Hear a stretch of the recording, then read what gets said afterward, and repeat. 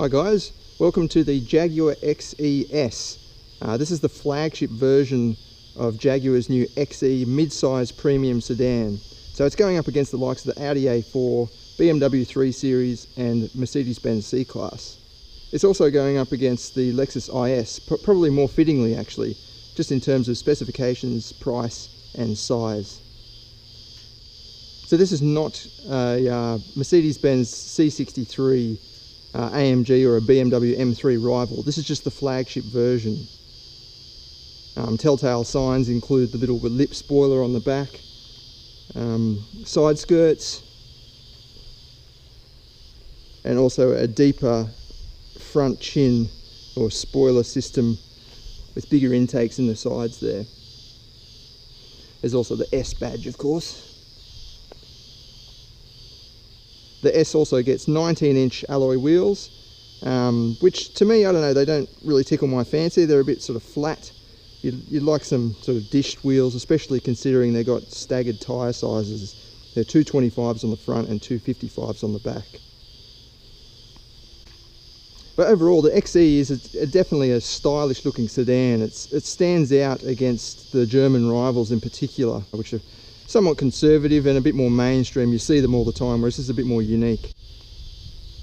This has got really low profile roof line with steeply raked C-pillars and A-pillars. And of course the typical modern Jaguar front end with the pronounced large grille and the sort of angular, angry headlights. It looks good. If you want something a bit different in this class, then this is definitely an option to consider.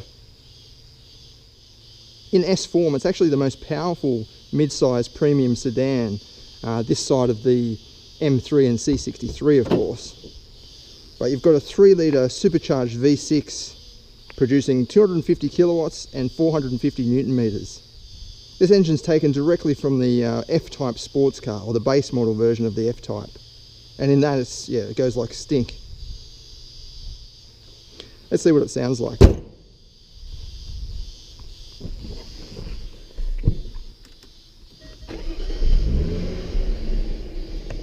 So it's quite muted inside compared with the F-Type. But on the outside it's still got that raspy sort of V6 crack to it. We'll just move it out of the sun here so we can have a look. So it's typical Jaguar style in here. Again, like the exterior, it's something different compared with the German rivals. I've got this encompassing little ridge that goes all the way around the dash, little Jaguar symbol in the middle there. It's a very classy setting. I like the center fascia here. It's all very clean and easy to understand. And you've got Jaguar's pop-up gear shifter that rises up. I'll show you.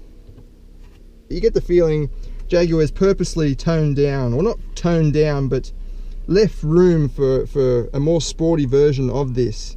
There's no bimodal exhaust like most Jaguars feature, which sort of tells me there might be an XER on the way or something like that. You do get dynamic driving mode and an eco mode as well. But yeah, it's pretty tight in here. Like even these A-pillars, they're really close to your head. You do have to duck down into the car a bit like a sports car, as opposed to the rivals, which are more conventional sedans. I'll have a look at the back seats.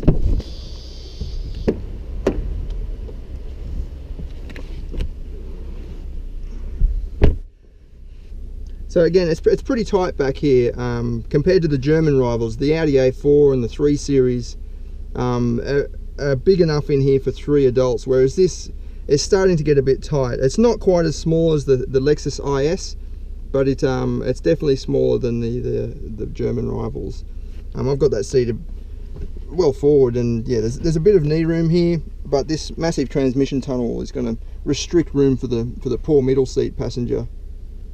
Headroom is okay though, thanks to the cutaway in the ceiling. Like I mean, it's a good space in here. You can definitely take 4 adults for a cruise. And not have too much trouble. But if you're expecting sort of family car size, then this is not the biggest in the class. Let's take it for a drive and see how it goes.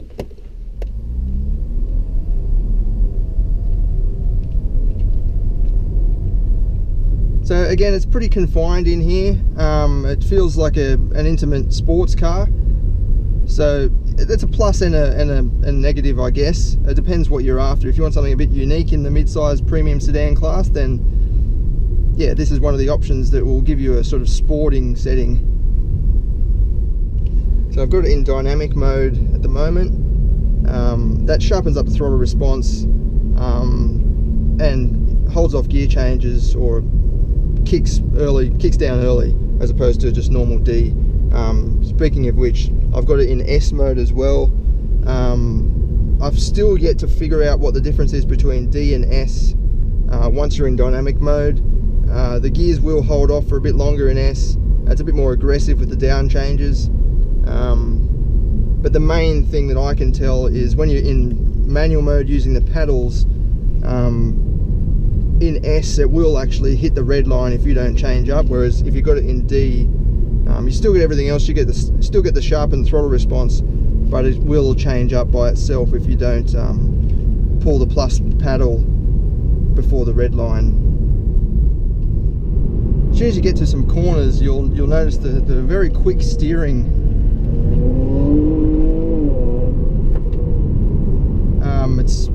It's probably more enthusiastic than you are. In fact, it's really darty. It really wants to get into the corners.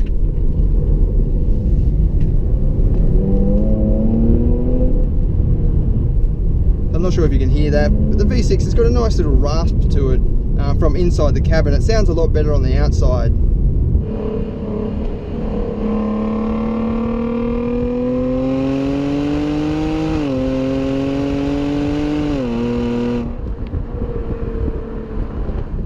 I guess that's a testament to Jaguar's sort of insulation around the cabin and stops the noise coming through.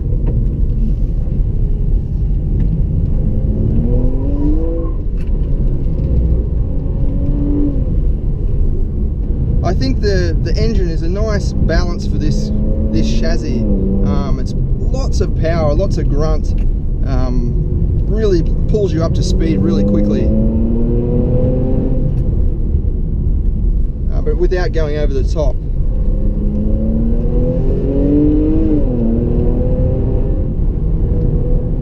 So this road's pretty bumpy, but this is where I think Jaguar has purposely not gone all out with the XE S and left a bit of room for the XER or whatever it could be called, because the suspension isn't bone-jarringly firm. It's just a nice sporty but luxury setting. It soaks up these bumps really well.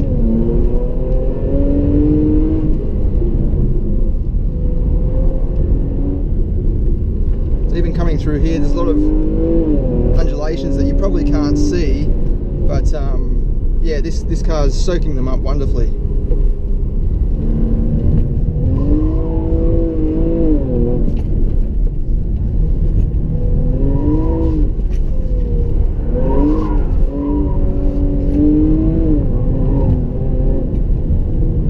Area where I think Jaguar has purposely toned back a bit is with the differential.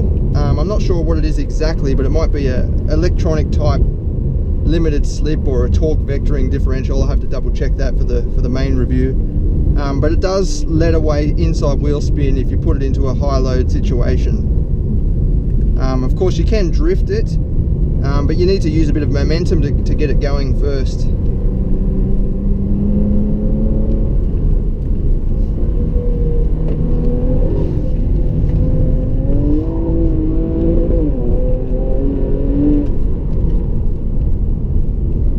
Again, there's no denying the speed that this thing can achieve really quickly too.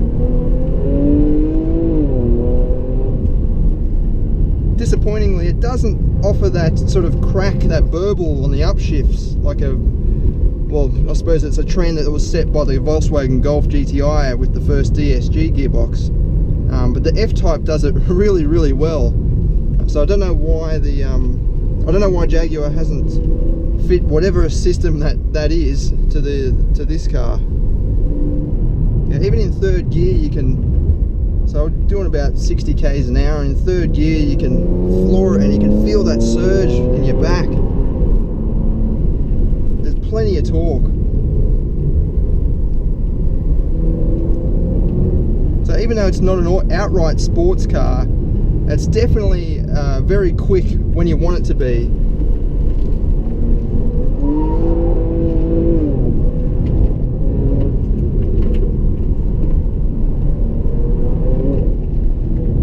But probably the best part about it is that it's very calm and relaxed when you just want to get from A to B. We'll be putting together a more in-depth review on the website performancedrive.com.au in the near future, so wait for that one. We'll also do our performance tests to see what sort of 0 to 100 time and quarter mile this thing can do. But until then, thanks for watching.